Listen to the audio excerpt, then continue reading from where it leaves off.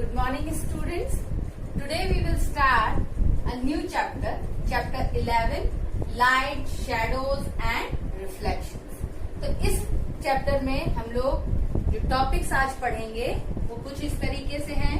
Sources of light, luminous and non luminous objects and last में transparent, opaque and translucent materials. ठीक है, तो students start करते हैं. अगर हम लोग अंधेरे कमरे में जब जाते हैं तो उसमें अगर लाइट ना हो, ठीक है, तो हम लोग को कुछ दिखेगा? नहीं दिखेगा. दिखना कब स्टार्ट होगा? जब हम लोग लाइट स्विच ऑन करेंगे, राइट. अगर सपोज अभी मैं इस कमरे की लाइट बंद कर दूं तो आप लोगों को कुछ दिख रहा है? नहीं. जब मैंने लाइट्स ऑन की तो हम लोगों को दिखना स्टार्ट हुआ, राइट. हुआ ना. तो अंधेरे में या कोई भी चीज में हम लोगों को क्या हेल्प करता है देखने में?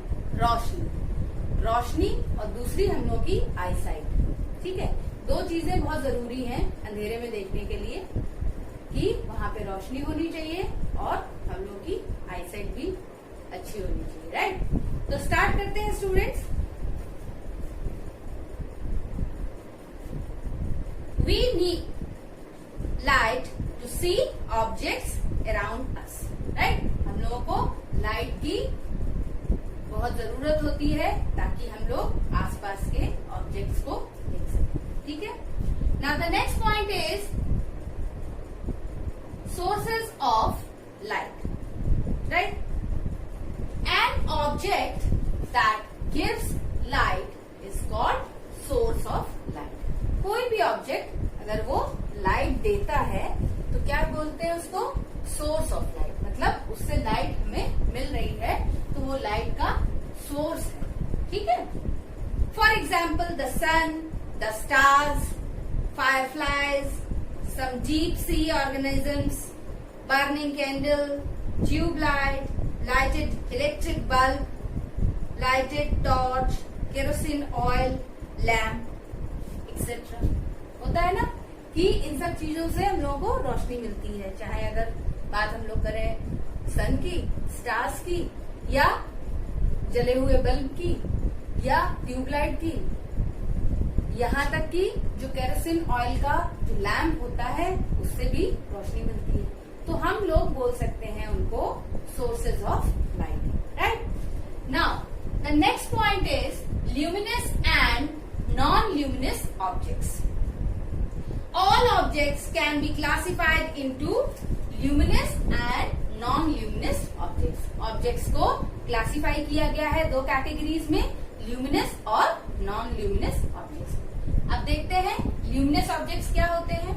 An object that give out its own light is called a luminous object. कोई भी ऑब्जेक्ट जो अपनी लाइट देते हैं उन्हें क्या बोलते हैं? luminous object. For example sun, stars, burning candle etcetera. तो जिनकी अपनी लाइट होती है उन ऑब्जेक्ट्स को क्या बोलते हैं? ल्यूमिनस ऑब्जेक्ट बोलते हैं, right. Now the next one is non luminous object. An object that does not emit light of its own is called non luminous object. कोई भी ऑब्जेक्ट जो कि अपनी लाइट इमिट नहीं करते हैं उनको क्या बोलते हैं? ऐसे ऑब्जेक्ट्स को क्या बोलते हैं? नॉन ल्यूमिनस ऑब्जेक्ट बोलते हैं. फॉर एग्जाम्पल हम सभी है ना, चेयर, टेबल, बर्ड्स, एनिमल्स, है ना. तो ये कैसे हैं? ये नॉन ल्यूमिनस ऑब्जेक्ट है. मतलब इनकी अपनी कोई रोशनी नहीं है, इनकी अपनी कोई लाइट नहीं है जिसको ये दे सके, राइट. तो इस वजह से ऐसे ऑब्जेक्ट्स को क्या बोलते हैं? Non-luminous objects, right? We see non-luminous objects because they reflect light. ठीक है, हम लोग non-luminous objects को देख पाते हैं क्योंकि वो लाइट को रिफ्लेक्ट करते हैं. मतलब receive from luminous object like the sun. वो लाइट को रिसीव करते हैं सन से और रिफ्लेक्ट करते हैं. ठीक है, into our eyes. For example, moon is a non-luminous object that does not have its own light. We can see the moon because it reflects sunlight into our eyes. ठीक है, मून की भी अपनी रोशनी नहीं होती है ना, तो मून को हम लोग कैसे देख पाते हैं? जस्ट बिकॉज कि वो लाइट को रिफ्लेक्ट करता है हम लोगों की तरफ, ठीक है, सनलाइट इनटू आवर आईज, क्योंकि वो रिफ्लेक्ट करता है सनलाइट को हम लोगों की आईज पे, ठीक है. It reflects sunlight into our eyes, right. Now next point is transparent, opaque, translucent materials. ये आप लोगों ने सुने होंगे, और सुने इसलिए भी होंगे क्योंकि अभी हम लोगों ने चैप्टर 4 में इनको अच्छे से डिस्कस किया है. याद आया? तो अब हम लोग एक बार फिर से इनको पढ़ेंगे. Transparent, the materials that allow light to pass through them due to which we see things clearly through them are called transparent. ऐसे मटेरियल्स जो पूरी तरीके से लाइट को पास कर देते हैं, जिनके आर पार हम लोगों को सब दिख जाता है, तो ऐसे मटेरियल्स को क्या बोलते हैं? ट्रांसपेरेंट मटेरियल्स बोलते हैं, right. For example, clear glass, clean air, clean water and cellophane paper etcetera are all transparent materials. ठीक है, तो जैसे सपोज ये कोई मटेरियल है, राइट. अब इस मटेरियल से अगर लाइट रेज जाएंगी तो वो पूरी तरीके से ऐसे चली जाएंगी, ठीक है. ये कौन सा मटेरियल है? ट्रांसपेरेंट मटेरियल, ठीक है. कोई हम लोगों ने ट्रांसपेरेंट मटेरियल लिया और उनसे लाइट रेज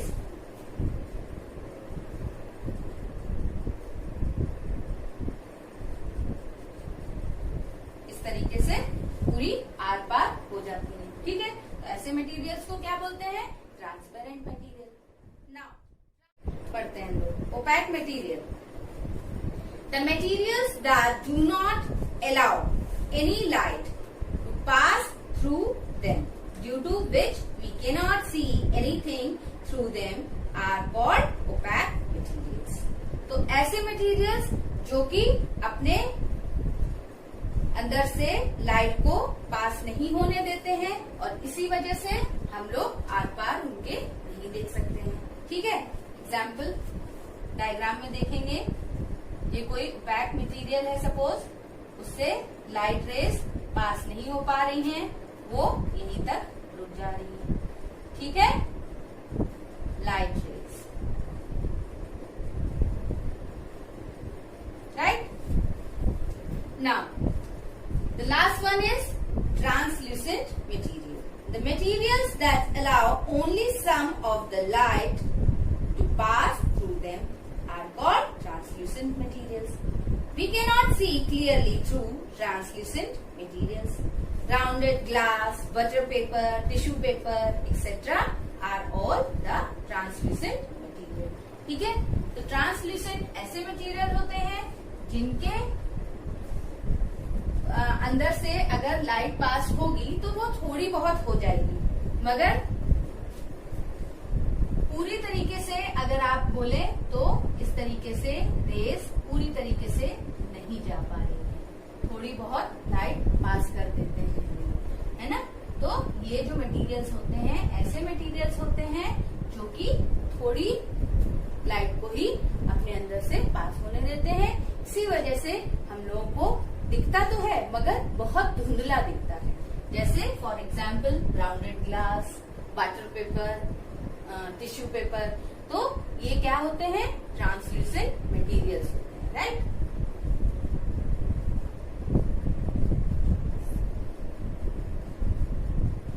ठीक है. Now I am going to show